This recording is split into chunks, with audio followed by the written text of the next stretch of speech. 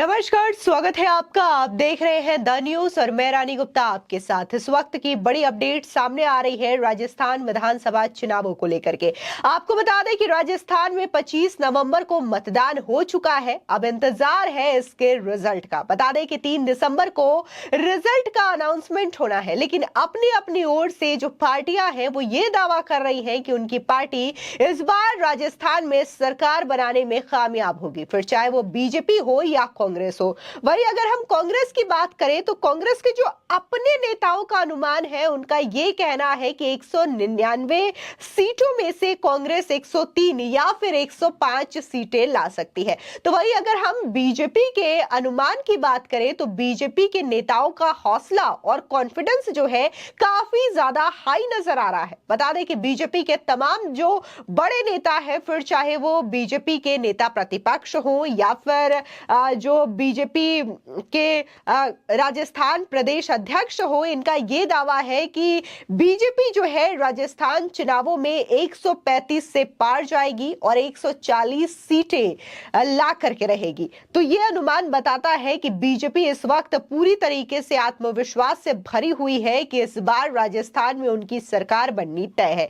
इसी के साथ ही अगर हम तमाम मंत्रियों की बात करें तो वो भी ये बातें कहते हुए नजर आ रहे हैं। बता दें कि केंद्रीय मंत्री कौशल किशोर का कहना है कि बीजेपी राजस्थान में सरकार बनाने जा रही है। उन्होंने कहा कि कोई भी दावा कर सकता है कि वे जीतेंगे, लेकिन सच्चाई ये है कि चाहे वो राजस्थान हो या मध्य प्रदेश हो, बीजेपी पूरी तरीके से सरकार बनाने जा रही है। राजस्थान के लोग कांग्रेस से पूरी तरीके से तंग आ चुके हैं और वे बड़े पैमाने पर बीजेपी को वोट दे रहे हैं। सुनिए किस तरीके से कौशल किशोर जो है न सिर्फ राजस्थान बल्कि मध्य प्रदेश में भी भाजपा की सरकार बनने का दावा कर रहे हैं। जीत के दावे तो कोई भी कर सकता है, लेकिन सच ये है कि राजस्थान हो या मध्य प्रदेश, भारतीय जनता पार्टी गठबंधन की सरकार बन रही है और जनता राजस्थान में ऊब चुकी थी कांग्रेस से, और इसलिए वहाँ बड़े पैमाने पर बीजेपी को लोग वोट कर रहे हैं और फुल फ्लेश गवर्नमेंट राजस्थान के अंदर और मध्य प्रदेश के अंदर भारतीय जनता पार्टी गठबंधन की बनी। देखिए, तेलंगाना में अलग अलग तरीके के लोगों ने बात किया। तेलंगाना प्रदेश जो है ड्रग्स की चपेट में आ गया। आदरणीय अमित शाह जी ने, माननीय प्रधानमंत्री मोदी जी ने इस बारे में भी बोला है नशा मुक्त भारत के लिए, और वहाँ पर हमारी सरकार बनेगी तेलंगाना में तो ड्रग्स मुक्त तेलंगाना को बनाने का काम किया जाएगा, क्योंकि बड़े पैमाने पर पंजाब के बाद ड्रग्स दूसरे नंबर पे तेलंगाना में लोगों को शिकार बनाने का काम कर रही है। आदरणीय गृह मंत्री जी ने, अमित शाह जी ने भी 2047 तक नशा मुक्त भारत बनाने का अभियान शुरू किया है और तेलंगाना में हमारी सरकार बनने के लिए बीजेपी की तरफ बड़े पैमाने पे लोग आकर्षित हो रहे हैं। और जो लोग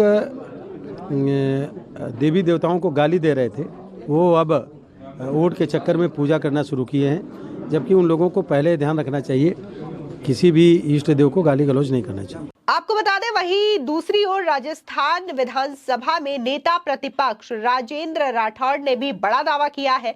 उनका कहना है कि जिस तरीके से कांग्रेस ने 5 सालों में शासन किया और जो भी उन्होंने दावे दिए या फिर गारंटी की बातें कही, वो सिर्फ और सिर्फ कागजी कार्रवाई रही, जमीनी स्तर पर कुछ नहीं हुआ, जिसकी वजह से जनता जो है पूरी तरीके से कांग्रेस के शासन से त्रस्त हो चुकी है। और जिस तरीके से राजस्थान में रिकॉर्ड तोड़ मतदान हुए हैं, ये साबित करते हैं कि राजस्थान में लोग जो है पूरी तरीके से तैयार है। वो कांग्रेस का सुपड़ा साफ करना चाहते हैं, जिसकी वजह से लोग जो है बढ़ चढ़ करके मतदान किए हैं और आने वाले समय में बीजेपी की सरकार राजस्थान में बनेगी। सुनिए राजेंद्र राठौड़ क्या कह रहे हैं। सारे मुद्दे वहां बने रहे और जो भी घोषणाएं अब तक सरकार ने की थी, नहर की घोषणा की थी और घोषणा की थी, वो कागजों में सिमटी रही। इन सारे स्थानीय मुद्दों को लेकर चुनाव में मैं उतरा था और मैं समझता हूं कि चुनाव का परिणाम 3 तारीख को आएगा, आपके सामने आएगा। 2 दिन पहले जो विवाद हुआ था आपके क्षेत्र में, विवाद कोई विवाद था ही नहीं। इलेक्शन एजेंट के मेरे कार्यालय में कतिपय लोगों ने धावा बोला, उसके बाद हम लोग भी पहुंच गए और उन्होंने जो मेरे पर आरोप लगाया था कि यहाँ बहुत नोट मिले, वो बाद में साफ हो गया। तलाशी भी ली, हमने खुद ने करवाई और ऐसी कोई बात है नहीं। मैं कोई पहला चुनाव नहीं लड़ रहा, मैं 7 बार का विधायक हूँ, प्रतिपक्ष का नेता हूँ, जिम्मेदार व्यक्ति हूँ। आरोप बेबुनियाद निकले और उसका नुकसान कांग्रेस के प्रत्याशी को उठाना ही पड़ा। देखिए, बड़ा हुआ प्रतिशत सरकार के खिलाफ रेफरेंडम है। सरकार की नीतियों के विरुद्ध में और मुख्यमंत्री जी की गारंटियों के विरुद्ध में किसी जनता ने विश्वास नहीं किया, और ये जब भी मतदान बड़ा है तब उसका परिणाम ये जनता सत्ता को उखाड़ना चाहती है, इसी को लेकर होता है। आपको बता दें कि राजस्थान में विधानसभा चुनाव 2023 के लिए मतदान हो चुका है। सभी जिला मुख्यालय पर बनाए गए स्ट्रांग रूम में ईवीएम मशीनों को रखा गया है सुरक्षा में। अब राजस्थान में इंतजार है जब इस चुनाव के मतदान के नतीजे जनता के सामने आएंगे। अब रिजल्ट आने में भले ही समय लग रहा हो, लेकिन राजस्थान में इस बार चर्चा बीजेपी के यूपी मॉडल की है। दरअसल उत्तर प्रदेश में जिस तरह से योगी आदित्यनाथ को आगे लाया गया, वही राजस्थान में चुनाव में तिजारा से बाबा बालकनाथ, हवा महल सीट से बाल मुकुंद आचार्य और पोखरण से महंत प्रतापपुरी को मैदान में उतारा गया। बीजेपी द्वारा ये प्रत्याशी उतारने के बाद इन चुनाव में इन सीटों पर बड़ा बदलाव देखने को भी मिला है। यहाँ पिछले सालों की तुलना में मतदान का प्रतिशत 4 से 5% बढ़ा है। अगर हम खाली अलवर की जो तिजारा सीट है, जहां पर बाबा बालकनाथ ने चुनाव लड़ा है, उनकी सीट की बात करें तो यहाँ पर वोटिंग फीसदी जो है वो 85% के पार गया है। ये अपने आप में बताता है कि लोग जो है बालकनाथ की सीट को लेकर के बढ़ चढ़ करके मतदान करते हुए नजर आए हैं। बता दें कि बालकनाथ जो है इस वक्त राजस्थान में संभावित सीएम के तौर पर भी देखे जा रहे हैं। हालांकि सीएम की रेस में इस वक्त दिया कुमारी भी नजर आ रही है। कई सारे ऐसे नाम इस वक्त चर्चाओं का विषय बना हुआ है, लेकिन इसमें सबसे ज्यादा जो आगे नाम नजर आ रहा है वो है बाबा बालकनाथ का। क्योंकि अगर हम बात करें तो जिस तरीके से उत्तर प्रदेश में बीजेपी ने मॉडल अपनाया और यहां पर योगी आदित्यनाथ का फेस सामने रखा, तो इसी के आधार पर लोगों ने दोबारा से बीजेपी पर भरोसा जताया। और जिस तरीके की कार्यशैली उत्तर प्रदेश में योगी आदित्यनाथ की रही, तो वही राजस्थान में भी जनता का कहना है कि वो यूपी जैसा मॉडल जो है राजस्थान में चाहते हैं, ताकि राजस्थान में जो इस वक्त तुष्टीकरण की राजनीति चरम पर है उसे पूरी तरीके से समाप्त किया जा सके। और राजस्थान को एक ऐसे मुख्यमंत्री की जरूरत है जो कि सख्त एक्शन लेना जानता हो और तुष्टीकरण की राजनीति बिल्कुल भी ना करता हो, सबको समान दर्जे पर समान अधिकार से बातें करना जानता हो। इसी के साथ ही अगर हम बात कांग्रेस की 7 गारंटी की करें,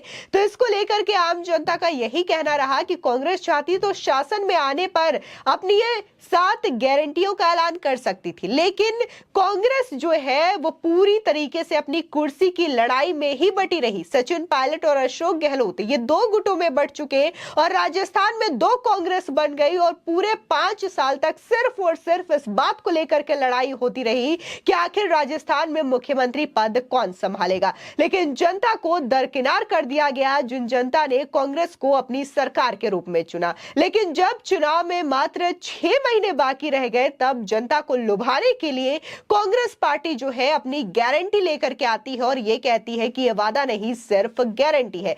लेकिन राजस्थान में जिस तरीके से रिकॉर्ड तोड़ मतदान हुआ है, तो इस चीज को लेकर के बीजेपी के तमाम दिग्गज नेता पूरी तरीके से आत्मविश्वास से भरे हुए नजर आ रहे हैं। और तमाम अगर हम सर्वे की बात करें, जिस तरीके से बड़े बड़े न्यूज चैनल्स ने कई सारे सर्वे माध्यम से मिलकर के जो सर्वे कराए, इसमें भी बीजेपी की जो सीट है वो हमेशा 120 या फिर 130 के पार ही नजर आई, जबकि कांग्रेस की जो सीटें हैं वो 100 का आंकड़ा भी नहीं छू पा रही है। ये अपने आप में बताने के लिए काफी है कि इस बार राजस्थान में बीजेपी की सरकार आ रही है, क्योंकि तमाम ये चीजें दावा कर रहे हैं। फिलहाल देखना होगा कि 3 दिसंबर को रिजल्ट क्या कहते हैं। क्या वाकई में राजस्थान में बीजेपी की सरकार आ रही है, या फिर जिस तरीके से कांग्रेस कह रही है कि उनकी ये 7 गारंटी यानी कि अशोक गहलोत का जादू चलेगा, तो ये देखना होगा। फिलहाल इस खबर को लेकर के आपकी क्या राय है, हमारे कमेंट सेक्शन में जरूर बताएं। धन्यवाद।